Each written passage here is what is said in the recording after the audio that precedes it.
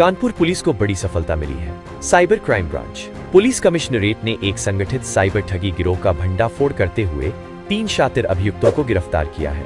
आरोपी कभी खुद को फर्जी रिश्तेदार, कभी किसी कंपनी का एजेंट, तो कभी कस्टम अधिकारी बताकर लोगों को झांसे में लेते थे और लाखों रुपए की ठगी को अंजाम देते थे। पुलिस व साइबर क्राइम सेल की टीम ने तकनीकी विश्लेषण के आधार पर एक संदिग्ध मोबाइल नंबर को चिन्हित किया। जांच में सामने आया कि इस नंबर के खिलाफ देश के अलग अलग राज्यों में एनसीआरपी पोर्टल पर 36 शिकायतें दर्ज थीं। ठगी की रकम लाखों रुपए में पाई गई। जांच के दौरान ये भी पता चला कि आरोपी अपनी पहचान छिपाने के लिए वीपीएन का इस्तेमाल कर रहे थे। साइबर टीम ने वास्तविक आईपी एड्रेस ट्रेस करते हुए लोकेशन के आधार पर लखीमपुर खीरी से तीनों आरोपियों को गिरफ्तार कर लिया। गिरफ्तार अभियुक्तों में कमलेश गौतम, विकास गौतम और राखी मिश्रा शामिल हैं। पुलिस के अनुसार कमलेश गिरोह का मास्टरमाइंड है, जबकि विकास अवैध धनराशि निकालने का काम करता था और राखी लोगों को प्रलोभन देकर फंसाने की भूमिका निभाती थी। पुलिस ने आरोपियों के कब्जे से 6 mobile phone, 3 Aadhaar card, 10 ATM, debit, credit card, 1 PAN card, 3 SIM card और बिना नंबर प्लेट की एक बुलेट मोटरसाइकिल बरामद की है। गिरोह से जुड़े अन्य सदस्यों की तलाश जारी है और बैंक खातों व डिजिटल साक्ष्यों की जांच की जा रही है। साइबर अपराधों को लेकर के और लगातार मीटिंग हो रही है और हमारे पुलिस कमिश्नर सर कानपुर का भी जो निर्देश है कि साइबर अपराधों पे सख्त कार्रवाई हो। पिछले दिनों भी कार्रवाई हुई थी, उसी कड़ी में ये है। प्रतिबिंब पोर्टल के माध्यम से जब हम लोगों को एक डाटा मिला कि यहाँ से कानपुर में और कानपुर के पार्टिकुलर चकेरी और जाजमऊ एरिया से साइबर कॉल हो रही है और उसमें लेकर के मोर देन 40 से ज़्यादा कंप्लेन रजिस्टर्ड हुई है।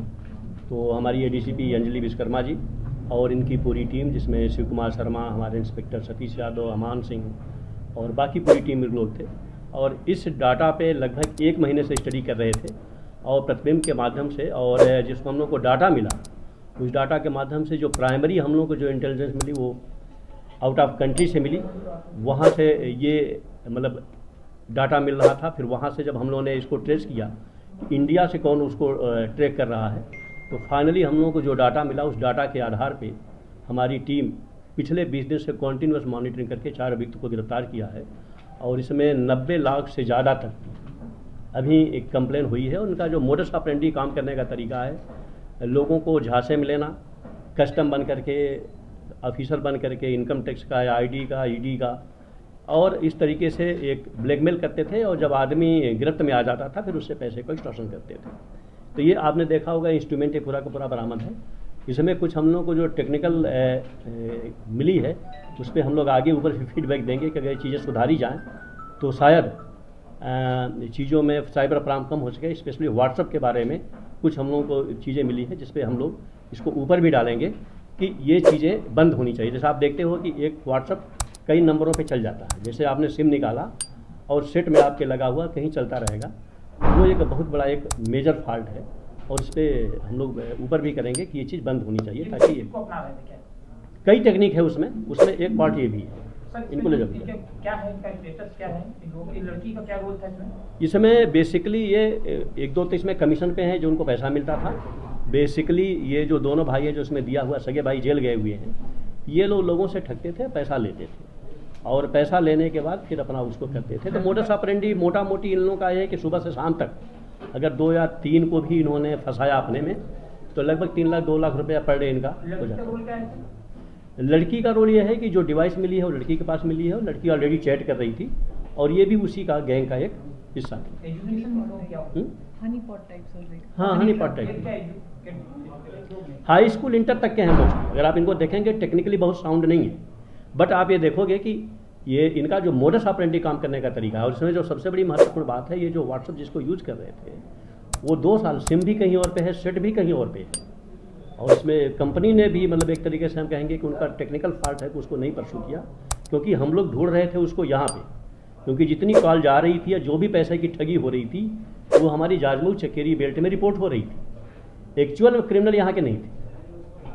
वो हम लोग के लिए बड़ा टेक्निकल था कि जब यहाँ पे बार बार रिपोर्ट हो रही है और यहाँ पे कुछ मिल नहीं रहा है तो मिलेगा कहाँ। तो हमारी टीम है, हमारे इसमें शिव कुमार शर्मा ने बहुत मेहनत करी, ये जो सौरभ पांडे इन्होंने मेहनत करी, तो इस पे हमारी अंजलि भी है, डीसीपी भी देख रही है। 1 साल में 1.5 साल में कानपुर में साइबर अपराधों का गैंग का पर्दाफाश हुआ। तो क्या मानते हैं कानपुर एक साइबर अपराध के ना अब कम हो रहा है पिछले 1-2 सालों में, अभी बीच में भी आपने देखा।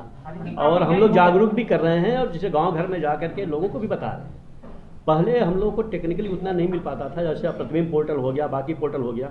आपने देखा होगा पिछले 1 सालों में कई हजार सिम और मोबाइल सिम ब्लॉक कराए गए।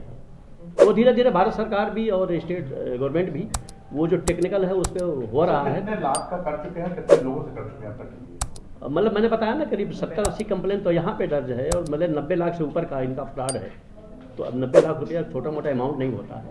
और अब जिनको आप देख रहे हो इनका एजुकेशन क्या है, क्वालिफिकेशन क्या है, लेकिन ये कर रहे हैं। तो ये हमारी पूरी क्राइम ब्रांच की टीम ने बहुत ही मेहनत किया है और लगभग 1 महीने की ये मेहनत का परिणाम है कि ये हम इतना ट्रेस करके मुलजिम तक पहुँच पाए। This is very tough work. पर कहाँ पर इनका नेटवर्क फैला हुआ था? ये बेसिकली हमको लखीमपुर मूव करना पड़ा, गोंडा, बहराइच, सीतापुर, उन्नाव तक हमारी टीम भटकती रही और सर्च करती रही पीछे पीछे, तब जा करके ये लोग कितनी टीम मिले। लगी? इसमें हमारी 10 से 15 टीमें लगी। कानपुर से इब्ने हसन जैदी की रिपोर्ट।